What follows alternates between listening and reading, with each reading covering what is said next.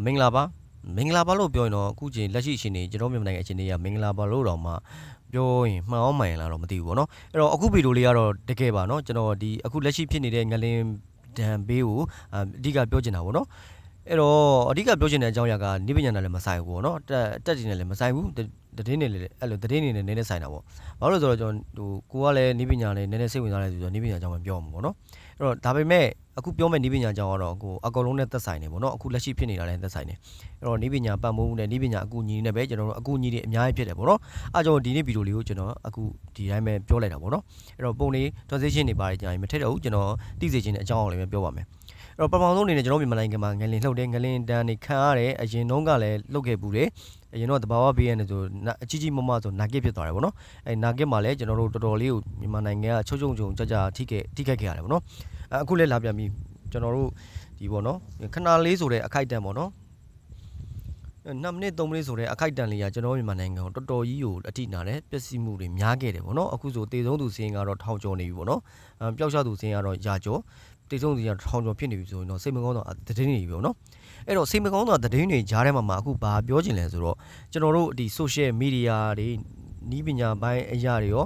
social media အသုံးပြုသူတွေရောတခုတောင်းဆိုချင်ပါတယ်ဘာလို့ဆိုတော့အခုစိုးရင်ပူပန်နေတဲ့အချိန်တွေစိတ်ထောင်းကိုကြည်နေတဲ့အချိန်တွေမှာသတင်းအမှားတွေမ share မိဖို့နဲ့ကို share ချင်တဲ့သတင်းကိုဒီသတင်းအမှန်ရလားဆိုတာတိတိကျကျလေးစုံစမ်းစေချင်တယ်ပို့ပြီးတော့မှတိကျအောင်လဲကြည့်ရှုပေးစေချင်တယ်ပေါ့နော်ဘာလို့လဲတော့ကျွန်တော်တို့အခုဒုက္ခရောက်နေတဲ့လူတွေကများတယ်ပေါ့နော် social media ပေါ်မှာ share မယ်ဆိုရင်ကျွန်တော်ဒီပို့ကသတင်းမှန်နဲ့ share လိုက်မယ်ဆိုရင်ကျွန်တော်တို့အဲ့ဒါကြီးကိုစိတ်ထောင်းကိုကြည်ဖြစ်ပြီးတော့မှစိတ်မကောင်းစရာသတင်းတွေပဲဖြစ်နေမှာဖြစ်ပါတယ်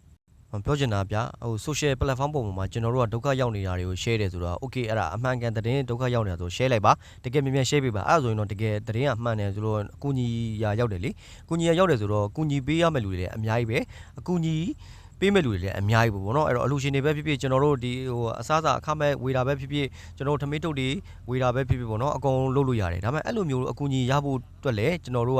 ကတကယ်သတင်းအမှန်လားဆိုတာကိုအရင်စုံစမ်းပြီးတော့မှအရင်ထောက်လန်းပြီးတော့မှကျွန်တော်တို့ဒီ share စေချင်ပါတယ်ကိုကတော့တကယ်ကူညီစေချင်လို့မြန်လေးဒီအဆင်ပြေအောင်လို့ဆိုပြီးတော့မှ share ခလို့တခုအနေနဲ့နှိပ်ပြီးတော့မှ share လိုက်ပေမဲ့တစ်ဖက်မှာတော့သတင်းမှန်တော့ကြည့်ရှုသူကပို့ပြီးစိတ်ထောင်းကိုကြည်ဖြစ်ရတယ်ပို့စိတ်ညစ်ရတယ်ပေါ့နော်အဲ့ဒါလေးကိုအဲ့လိုမျိုးမဖြစ်စေချင်လို့ပါနော်အဲ့တော့ share ကလို့နှိပ်တာဆိုတာလွယ်တယ် share ပေးရတယ်ဆိုတာလွယ်တယ်ဘာမှလည်းမခက်ခဲဘူးပေါ့နော်ဒါပေမဲ့တစ်ဖက်ကပြန်ကြည့်တော့ကိုဖြစ်နေတဲ့မျိုးဥပမာမန်းလေးဆိုဖြစ်နေတဲ့မျိုးမန်းလေးရနေပြီးတော့ကြည်နေတဲ့လူတွေတော့ဒီသတင်းတွေပါ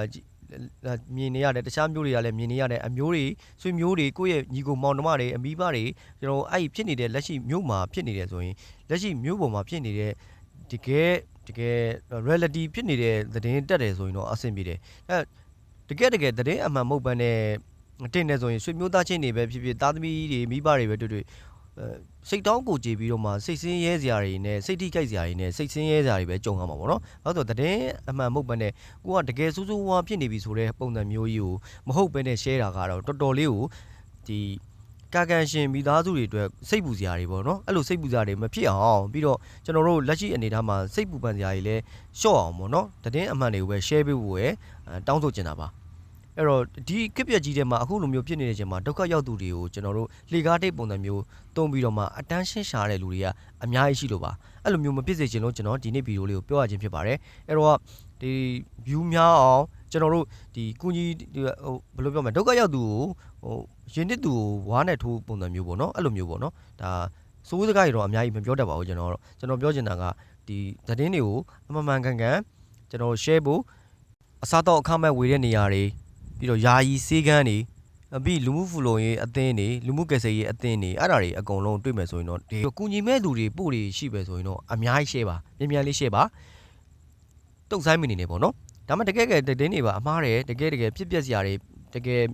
ဟိုဖြစ်တယ်ဆိုရင်တော့မ share ပါနဲ့အဲ့ဒါမျိုးဒါကတော့တောင်းဆိုတာပေါ့နော်အဲ့တော့ကိုယ်တိုင်ကတကယ် share မယ်ဆိုရင်တော့တခြားကြည့်ပါစာအုပ်တခြားဖတ်ပါဒိတ်တွေကိုကြည့်ပါသတင်းတွေကိုအမှန်စုံစမ်းပြီးမှ share စီလိုပါတယ်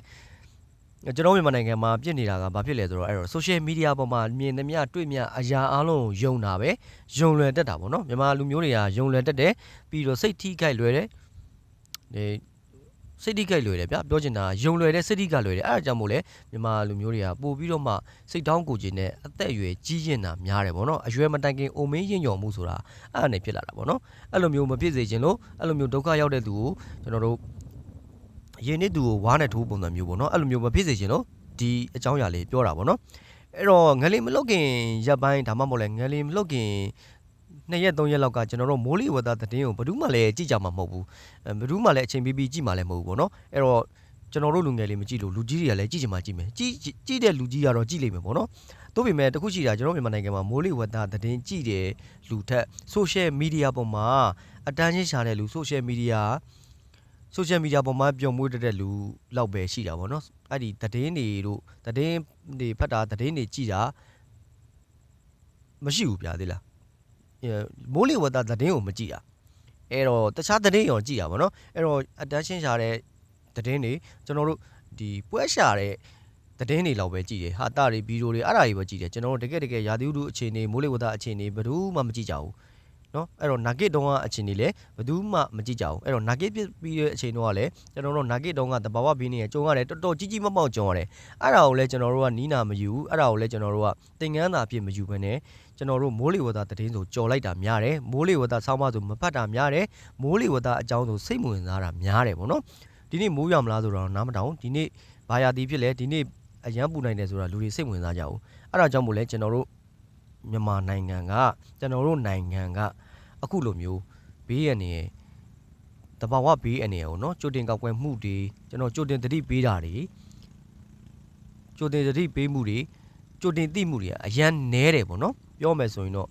ဒီ